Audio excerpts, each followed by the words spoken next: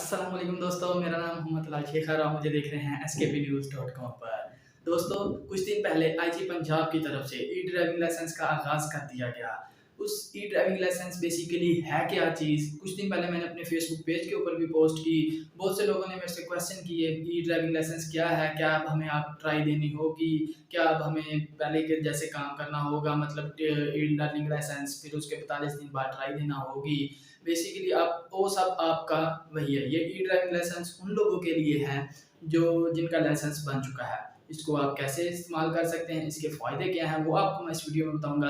सबसे पहला फ़ायदा ये है, अगर आपका ये लाइसेंस गुम जाता है, आप उस ई ड्राइविंग लाइसेंस को इस्तेमाल कर सकते हैं। दूसरा फ़ायदा ये है, अगर आप ड्राइविंग कर रहे हैं और आपका लाइसेंस घर रह जाता है, तो आप ई ड्राइविंग लाइसेंस को इस्तेमाल कर सकते हैं।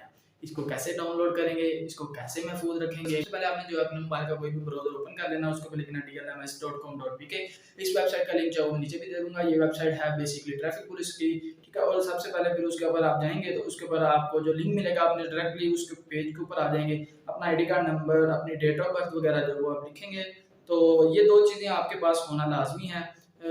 जैसा कि मैं अपनी डेट ऑफ बर्थ वगैरह लिख रहा हूँ।